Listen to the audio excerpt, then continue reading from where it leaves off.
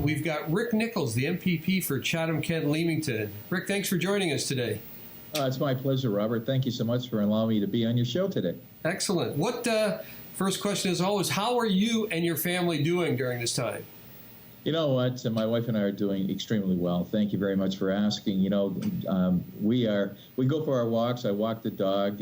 Sometimes we'll go for a little car ride, but short of that, I'm in the office, in my Constitut office. But again, I'm working alone here. The doors are locked. My staff are working remotely. So everyone's doing fine. We're ensuring that we are adhering to the rules as laid down by Premier Ford. Yeah. Excellent. Talking about Premier Ford, what is the province doing to help individuals and business at this time? Well, you know what? That's an excellent question. One of the things that we've been looking at is what are some of the things we can do to help businesses stay afloat. I have some very serious concerns about the small business owner because they're struggling right now, and I've put forth a few ideas. I mean, we are in fact, as an example, we're going to double the employer health tax exemption in 2020. I mean, I think that's a very positive thing. But there's also a number of other things that we are wanting to do. But again, the key factor here, as I see it, is allowing. We need to talk to. In my opinion, I think we need to talk to the banks and say, listen, you're the ones with the deep pockets. We're helping you, but what can help us helping you? What can you do to help us? And that us being the commercial sector. In other words, if they're holding mortgages for landlords, then maybe they should offer a break. But then to the landlords, it's kind of like pay it forward and allow their tenants, because they don't want to lose their tenants, but a lot of their tenants, small business, are saying, I have no sales, I have to pay my mortgage or my lease. How do I do that? So I'm hoping that we can work with the banks and with landlords to better help our small businesses. One of the big things at this time is the personal protection equipment. How does Chatham-Kent-Leamington stand with the equipment for our frontline workers? Excellent question.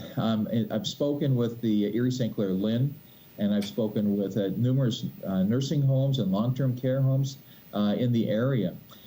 From a mask perspective, they're doing fine. They're all right. However, in talking with the Erie St. Clair Lynn, there is still a need for shields and for gowns and gloves. There is a bit of a shortage there, but we're working hard. We have another program with the government, which basically it's Ontario Together, and we're inviting businesses and companies to perhaps produce some of these PPEs. Give you an example.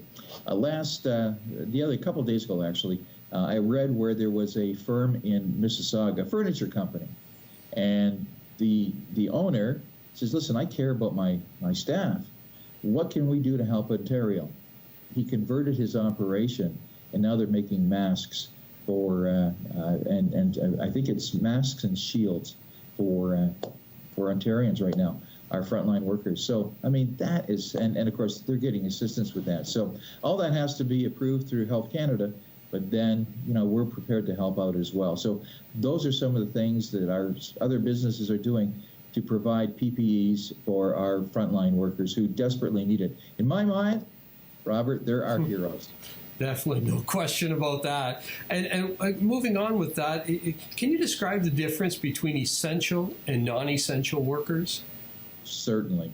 Well, of course, it's obvious with regards to healthcare and agriculture. Those are essential services. Those are things that we need. There are other essential services that we've been looking at in terms of getting people involved and because we have to somehow keep the economy going. I have received a number of other phone calls from other businesses saying, why aren't we included as essential services? Well, because you're not essential, at this point in time. You're important, but you're not essential. So we are looking at some of the other businesses, and I'll give you an example. Lawn care. Lawn care, as a matter of fact, I've deemed them as essential services, but only from a lawn cutting, grass cutting point of view, because we don't want the grass to get so high, so long, especially down here in southwestern Ontario, where we're having some, the grass is starting to really grow. And of course, companies have contracts with municipalities, throughout Windsor, Essex, and Leamington, Chatham-Kent, and those those lawns need to be kept. For example, cemeteries and those types of things. So that's essential service. But unfortunately, parks and trailer parks and boat ramps, not essential at this point in time. Well, talking about essential in our food industry, what's being done to assist the agriculture and the greenhouse industry? Well, you know what? We are, again, they are essential. One of the challenges that we've had, though, is right now, and I've talked with many greenhouse growers throughout down in the Leamington area as well as in the Chatham area, and it's getting the temporary foreign workers in. And of course, when they come in, they have to be self-isolated for 2 weeks, and then they show no symptoms, no signs. Then they're able to go out and work. But again, trying to keep them, try to get them here. And there is a bit of a shortage. There's a bit of a delay in getting them here. But I think that's very, very important that we get those offshore workers in here, because especially down in the Windsor or in the Essex Leamington area, where a lot of greenhouses. I think that's like the greenhouse capital of North America. Yeah. I've talked with them, and it's somewhere. Don't quote me specifically, between 5,000 and 8,000. Temporary foreign workers coming in. That's huge, and trying to find accommodations for them. And because of COVID-19, it's posing a bit of a problem, and trying to keep them, they must stay isolated, or else, they may find themselves deported if they refuse to follow the rules. Yeah. It's a difficult situation. Well, what specific items have been unique to your office where you've been able to make a difference? Well, you know what? And some of this is COVID related and some of it isn't. But one of the things, when this first started, actually, I was hearing things like, Rick, I'm home all the time and I have to pay, my hydro rates are going through the roof because I'm on peak time.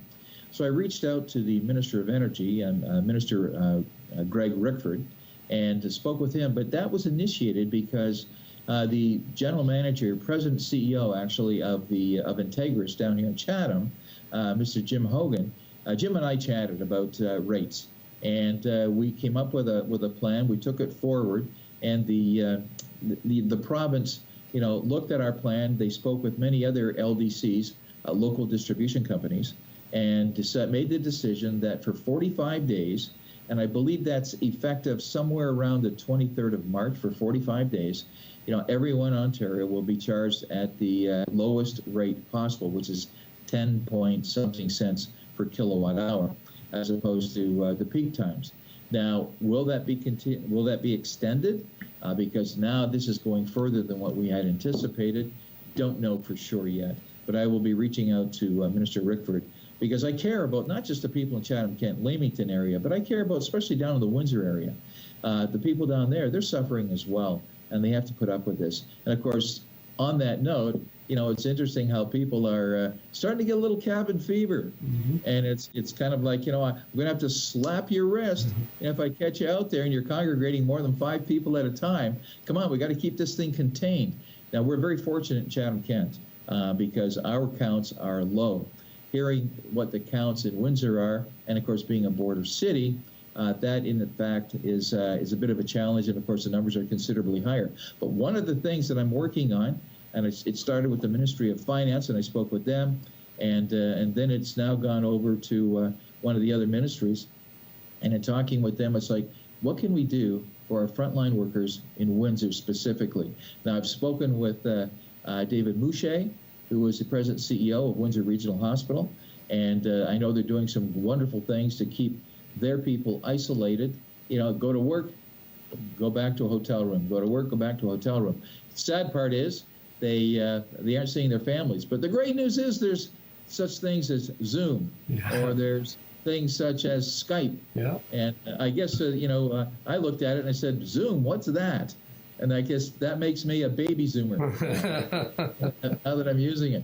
But I'm looking at finding additional spaces for healthcare workers, because there are about 1,600 nurses that cross that Windsor-Detroit border daily, plus another roughly 1,200 healthcare professionals that are crossing over as well. And when they come back, they need to have some place to stay, because a lot of them are dealing directly with COVID patients.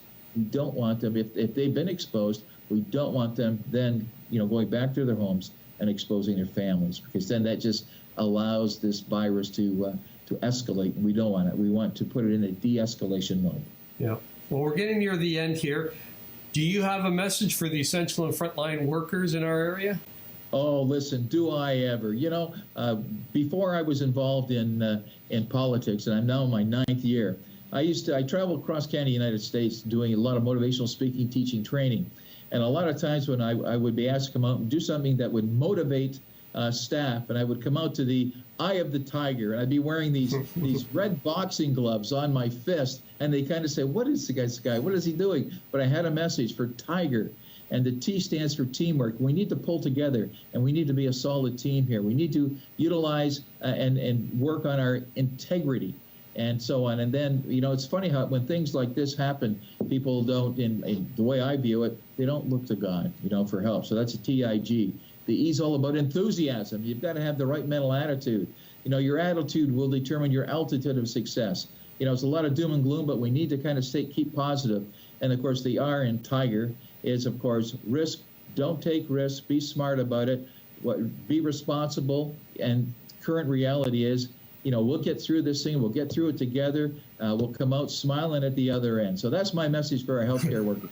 Very good. Excellent enthusiasm there, Rick. That was terrific. So the last question I always ask, so what are you looking forward to once this pandemic is over?